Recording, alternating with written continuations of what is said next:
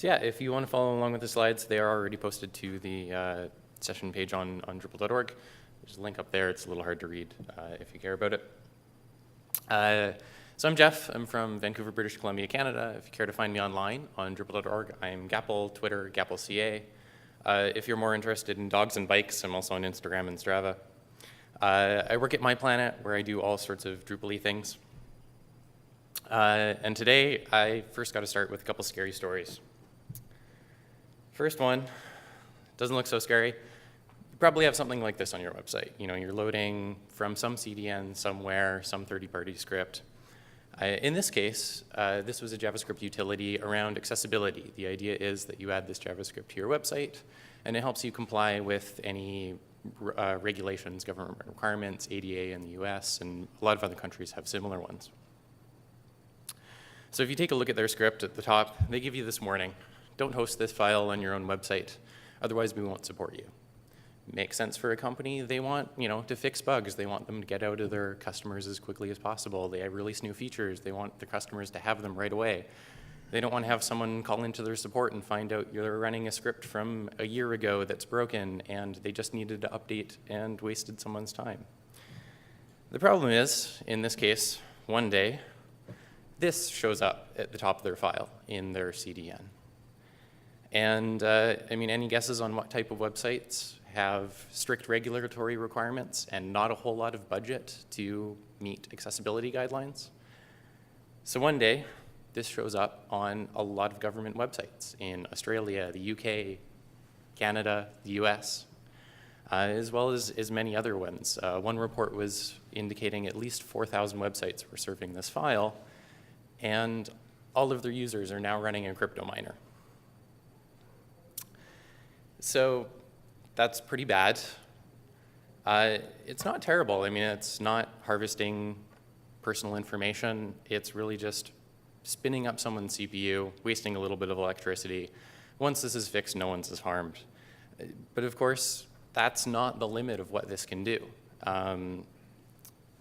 So another case was a certain presidential campaign on their donation website was including a script directly from GitHub.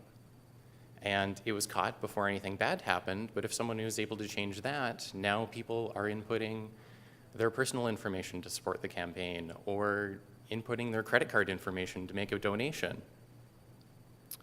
And there's nothing stopping a script that's added to the page or edited from that third-party CDN from doing anything with that information at once. And one of the things that's popped up several times over the last few years, malware or a particular group of people who are hacking websites called MageCart, and they've injected in some pretty prominent places. British Airways had over 300,000 customers have some of their personal information stolen while they were trying to update flight information. It's also hit Ticketmaster for people, entering their credit card information. And, this gives additional access. When someone's putting in their credit card, they're putting in their CVV value, which shouldn't be stored or transferred in any other way. And it gives anyone who steals that information a lot more leeway in doing credit card fraud than they would otherwise. As for Drupal in particular, the most common example of cross-site scripting you'll see is something like here in the title field. This was a bit of a bigger risk in Drupal 7 because it's stored in the database just as it is. Drupal core itself runs check plain on that value, but maybe you have a module that doesn't realize that it needs to run check plain on a particular value, but thinks it's filtered somewhere else, and that pops on your website. Drupal 8 has some additional protections. Twig is a great layer to help out with that. But here, the one that worries me is not that field. I know that's relatively obvious, relatively safe, but is that body field, that full HTML. When you're using the full HTML text format, you're indicating that this is HTML that I feel is safe, that I want to show up on the website. So maybe you have an editor who just knows a little bit too much HTML and they're a bit of a danger. It's not going to filter them from copying and pasting the wrong bit of code. Or if their account is compromised, someone who maybe doesn't have administration privilege to the website can edit some content on the website, and now there's a script that you don't want to be running. Of course, you got those layers, filters, everything else, but there's nothing to stop one of these popping up on a Wednesday. And this one is Drupal core. It's a little bit more obscure in how this one worked. But a lot of the other ones that happen in contrib are some contrib module has an administration form. You're able to put text into it, and it didn't escape it in the way that it needed to for how it's output in some way. So, there's a layer. Maybe it doesn't affect you if you have those right administrative privileges, but it's always hard to tell when these are going to pop up and how much it's going to affect you. And finally, you might have a module on your website that just gives the administrator a text field. Put in some JavaScript here, and we'll put it in the head of your page. So the web is pretty trusting, and it traditionally has been. And, it's not the web's fault, but some people did some hurtful things and took advantage of that trust. And with that, it's important to set up healthy boundaries. So that's where content security policy comes in. The challenge is if the browser has JavaScript on the page, it runs it. It doesn't know if you intended that to be there or someone else put it out on the page without your permission.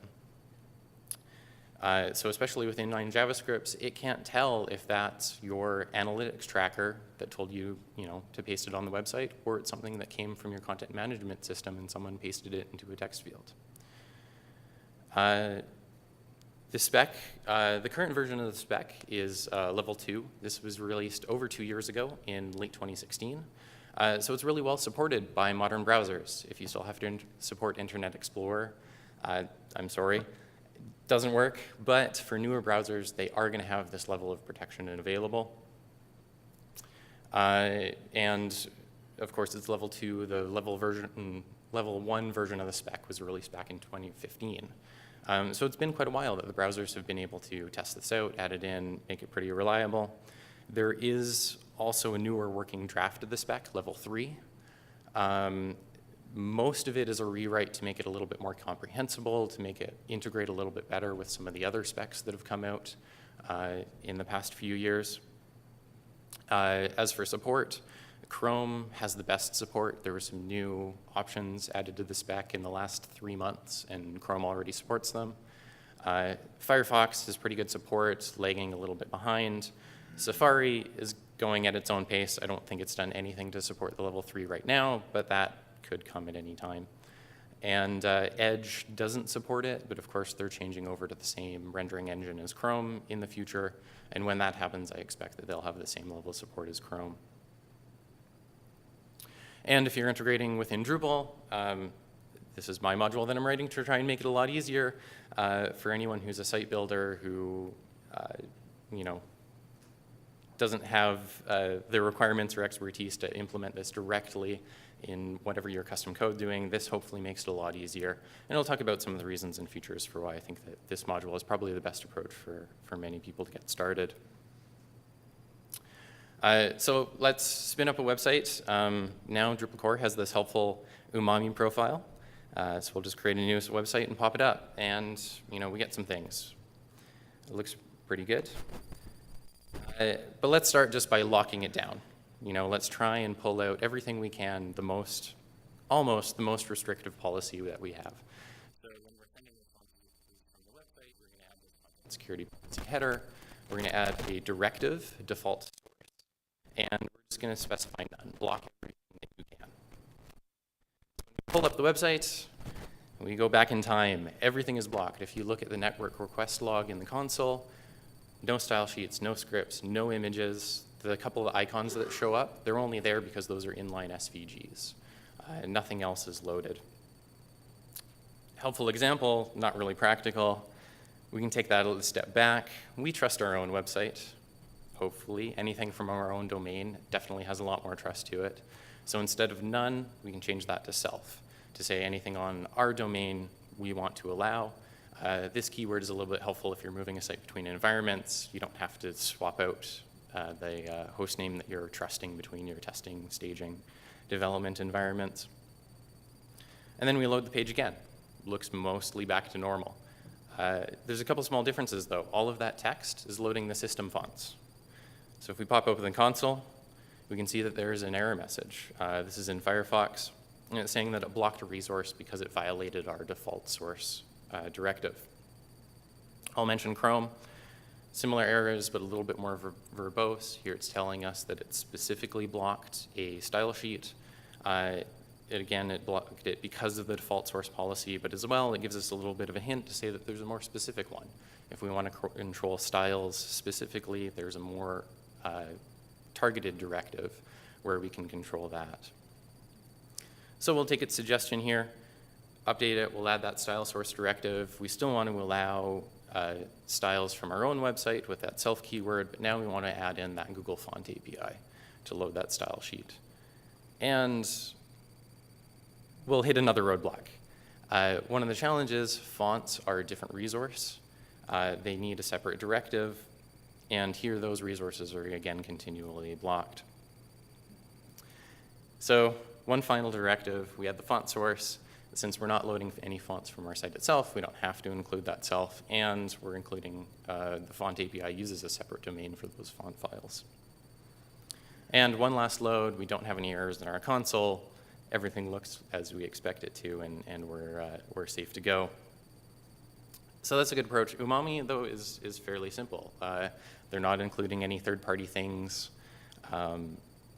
It's loading some limited resources.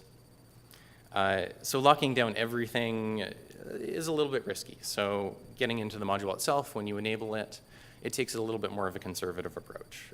It's not enabling that default source directive, but it is enabling that script source and style source directives. So in Drupal 8, because every external resource that you're adding to the website should be defined in a libraries.yaml file for any of your modules, themes, profiles on the website, the module can parse those and generate a policy that's going to include most of the things on your website already. So this takes a safe approach. It enables those policies, and that is a good step towards protecting your site out of the box. And as we can see here, there's actually two separate headers that you can send. One is report only, and then one is actually enforced. So we can see here there's those two directives that it enables, style source, script source. It's auto-detecting the Google Font API, but because it can't tell where the CSS file is loading those fonts from, it can't enable that particular directive as well to restrict those font resources. So there is work in the future on the module to be able to have, Umami could define my APIs that I use also needs to set these font sources so that those can be automatically detected. But for now, it does require that manual configuration if you want to be more restrictive. And as the report only suggests, is that you have a reporting option. So not just that those errors show up in their console, but the browser will tell your website, it'll send a request to an endpoint on your website that something was blocked. So now you're not only reliant on your developers to click through every page of the website and hope they got everything, but you can actually use this reporting option to release it to your users, and if a user hits anything, your website will be notified. So what that looks like, this is the basic one in the just the site log. It dumps a JSON file. It's telling what URI the user was at. So in here, they were browsing the home page. It blocked a font file and the directive that caused it to be restricted. So this allows us to use both of those policies to kind of progressively update the restrictions to deploy a relatively safe one, so the enforced one without the report only in the name. It is only restricting that everything on the website is loaded over a secure connection, and we know we might have some third-party scripts, some inline scripts on our website. For now, we're going to allow those inline scripts because by default they're blocked, and if anything violates those, we're going to send it to one URL. And then we can have a report-only one that is much more restrictive to say we don't want any third-party scripts to load. We want to figure out, is there any inline scripts that would be blocked? The browser won't prevent the page from loading or executing those things, so the user experience isn't impacted, but we'll get notifications that that is happening. We can audit our logs and say, hey, we missed that we're using this analytics tracker. We need to update our policy to allow it. Otherwise, our data is is going to be interrupted, or a user experience is, they're not going to be able to use this interactive component on our website. And you can, very gradually add additional items. For the reporting options, there's different handlers. The basic one is the site log. You can use any third-party service that you want as well. One with direct integration is report URI, and they also have a wizard where they tell you to set it up the most restrictive policy possible. They collect all of your logs from people visiting your website, and they'll actually try and give you an example policy to get started with of all of the domains that were requested, and you can implement that policy and then try and adjust and tighten it up later as needed. So some of the directives you probably care about the most. I already mentioned the default source, script source, style source. So there's kind of a hierarchy here. If the default source is defined, it controls anything basically that's fetched during the browser requests. So if the browser wants to load another resource, it's using these SRC directives. The default source controls all of them, but you can be more specific. So depending on what approach you want to go, you can be very restrictive with your default source and loosen it up with the other ones, or apply each of these ones and fall back to open for one of the other ones that you haven't configured yet. Image source controls images. Media is audio and video. And then, as I mentioned before, where you could siphon off information, someone puts something into a form, and then before they submit, it gets sent to an external API.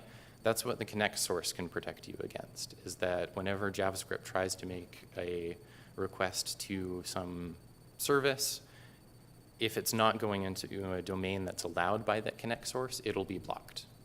So even if something is injected into your page, it can't really do any damage because it's inhibited within the browser itself.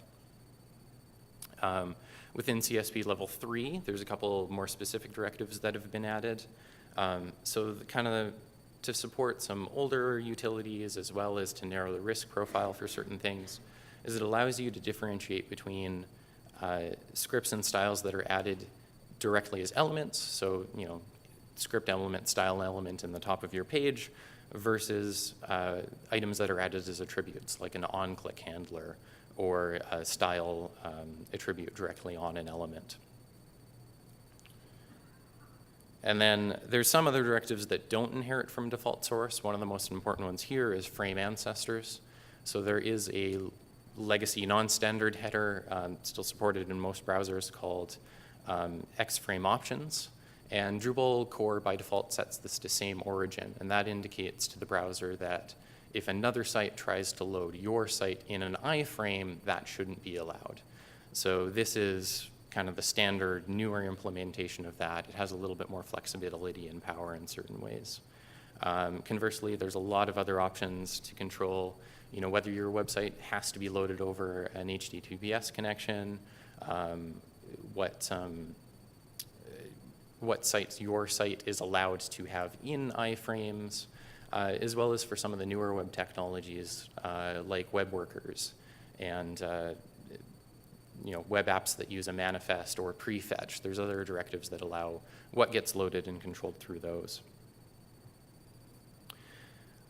But unfortunately, there are a few roadblocks if you're trying to implement this. This is one of the big ones that is my frustration right now, is that Drupal core doesn't use inline JavaScript at all, except for CKEditor 4. The challenge with that is that the buttons in the interface require on-click handlers in order to do any of their actions. The long-term fix for this, hopefully, there's some conversations around in Drupal 9, is adding a CKEditor 5 module to allow websites to update to that, where it doesn't require inline JavaScript. But for now, you can at least mitigate this with level 3. You can add those more specific attributes to say, CKEditor requires those inline attributes. We're going to allow those because they're required, but we're going to block any JavaScript elements that are added onto the page because we don't need those for any of our typical behavior.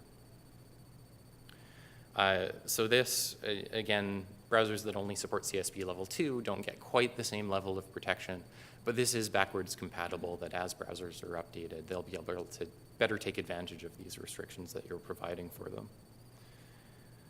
Another challenge, definitely for a lot of third-party services, is they give you a code block something like this. It does 3 things. It sets up a placeholder function that all it does is it just, when you call that function, it stores it in an array to be executed later. Then it attaches the actual script that has the real functionality to the end of the page so that it's loaded after all of the remaining content. And then it makes the actual API calls, send your API key to the service so that it knows who you are, what it's doing, how it should handle its information, and then any additional executions. So 2 problems with this is it's inline code, but also the format of this is to support Internet Explorer 9. This is pretty old. I don't think most services should even be doing this anymore because Internet Explorer 9 was the last one that didn't support asynchronously loading scripts onto the page. So to start with, it's a pretty quick replacement. Instead of doing this dynamic load, any newer browser, any modern browser supports that async attribute in the script tag, loaded that script in directly, and then have a wrapper script where we're using any of our API functions that we need. Because in Drupal's case, to load these scripts on the page, you need to add them to the library's YAML file of your theme or your function. Now the content security policy module can parse those out and automatically add them to the header for you. As for the file itself, you do still need the particular snippet to set up that kind of placeholder function so that it logs any of the calls that happen before the real one is loaded sometime later in the request.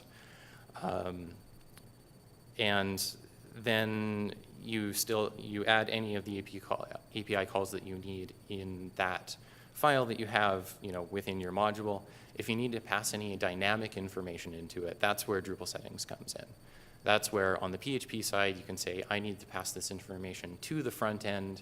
It is data escaped into JSON and sent to the API, as opposed to, I've seen some other modules in PHP where they dynamically write JavaScript to be injected inline into the page.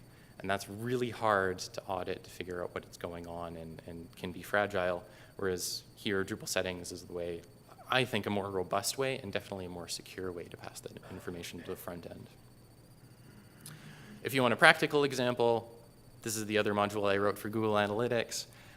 So it does exactly that, to be able to take information from your page, your content on your website, pass it through to the front end so that when you're tracking things in analytics, it has that information page specific to send along through those JavaScript requests. And again, you can look at the code behind this module for a good example of a somewhat complex case of making that work. But always, I encounter developers, site builders, who are given an inline script and they just want to add it to the page. I'm going to push back as much as possible to say that, maybe they don't give you an alternative, but with a little bit of knowledge, a little bit of work, you can convert that into something that doesn't need inline JavaScript. If you have a challenge with that, reach out to me on the Drupal Slack, ping me on Twitter, open an issue on Stack Overflow or the Drupal Stack Exchange. Can probably figure out a solution that would help a lot of people to secure their websites as well. But if you really need to, as a last resource, there is providing a hash. So in this case, for an inline script, you would hash the contents of whatever would go in that script block. It's base64 coded in as well, and add it to the header. And in this way, you're indicating that that very particular script is one that I trust is safe. In CSP level 2, this only works for inline scripts. CSP level 3 also allows this for external scripts. So you could hash your jQuery script that you're loading from a CDN, and it would be parsed. Unfortunately, because it's not supported in CSP level 2, older browsers would block it. So at least for now, definitely it's restricted to inline scripts. Obviously, this presents a challenge if you have dynamic JavaScript added into the page, but again, you probably don't want to add dynamically written JavaScript onto your page.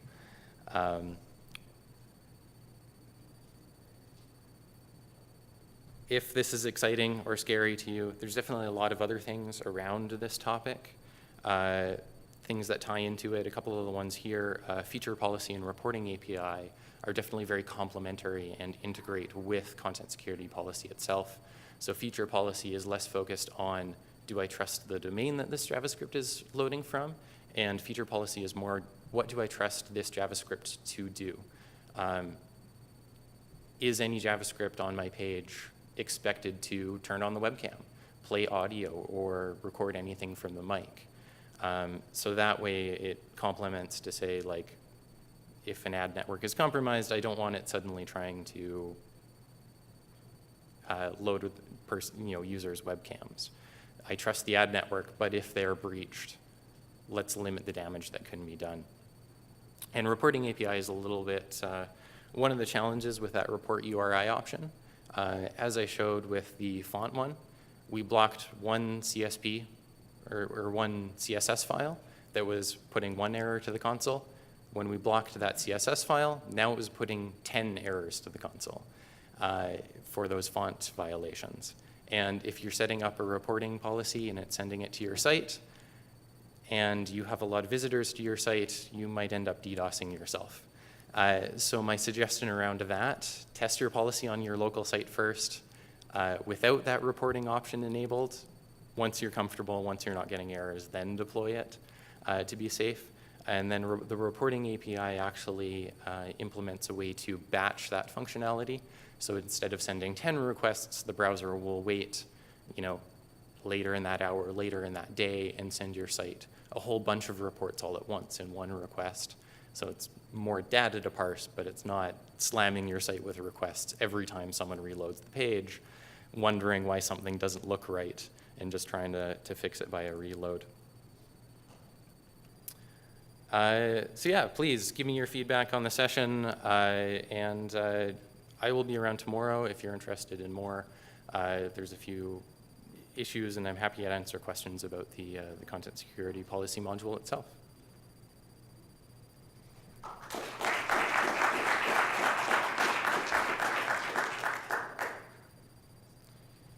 I got a few minutes here to answer questions, but it's lunch after this as well, so I'm happy to stick around if you have anything that you don't want to stand up to the mic and ask. Can you talk more about the library's API integration and how that works? I'm trying to think what other details to do. So yeah, the libraries, when you're adding anything to the page, you have to define what styles and scripts you're adding. So basically, when you're loading the page, it just goes, okay, well, what ones are loaded on the site, anywhere, any page on the website, and it creates one policy or like one set of domains to add to every page onto your website. That's something that does have some space for improvements, as I mentioned. Adding a hook or an event where additional modules can say, hey, I also want you to control fonts or external APIs that I'm connecting to. So the ideal is, with that API there, that you could just turn on the CSP module and it would be comprehensive and safe enough if all of the modules that you use define those policies that it needs, that you can enable it right away and it would protect you and not block anything that it doesn't need to. But of course, there's ways around that that the module can't quite predict. So it does take a little bit more of a safer approach right now.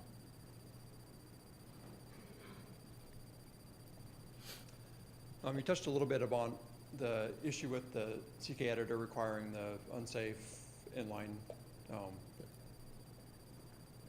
whatever you call it. And it seems like that kind of defeats the whole purpose of using content security policy. Would one possible solution possibly be to have the ability to define a different policy for the administrative pages within Drupal? Yeah, I mean, that's one of the areas where, the level 3 spec allows you to say, okay, well, I want to allow this particular format of JavaScript, narrowing down what actually can be exploited. That's another opportunity. I'm mixed about that because it's like, well, the administration section of the website is the part that you most want to protect against being able to execute inline, but to enable it for CK editor you're opening it up in the most risky area. But at the same time, yeah, for front-end users, that is an opportunity where there could be additional protection provided. And there is an issue in the module issue queue specifically to do that, to say, is it a good idea, and how do we best implement, potentially page-specific policies? Obviously, it takes a little bit of effort and overhead to generate that for every page, as opposed to doing just one that gets pasted on the entire website. But that's potentially something that is worthwhile to say, like, we can be more specific and protect pages as best as possible, and loosen it up where, in the most narrow places that it's required. And maybe a different question here.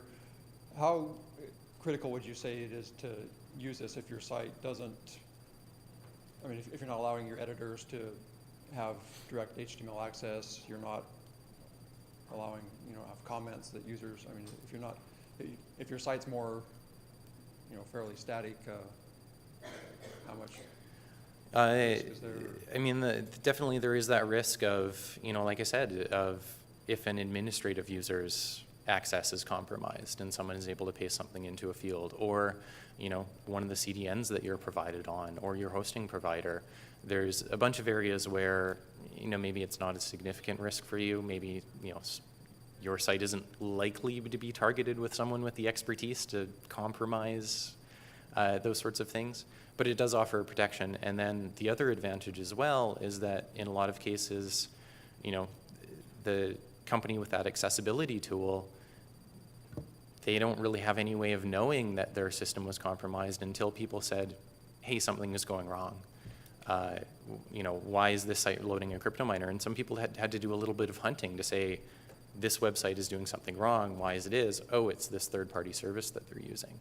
So both the sites that implemented it and the service provider itself didn't really have any way of detecting that. And with that reporting option, potentially you can see where people are trying to compromise, your resources or websites, prevent it from doing any damage, but also be prepared to try and mitigate it as soon as possible, because you're given that information, as opposed to having some security researcher somewhere tell you, hey, something's broken.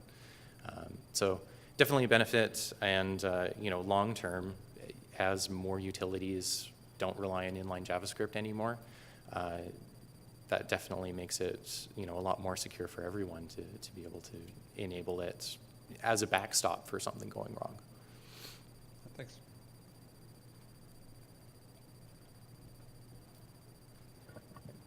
Thank you.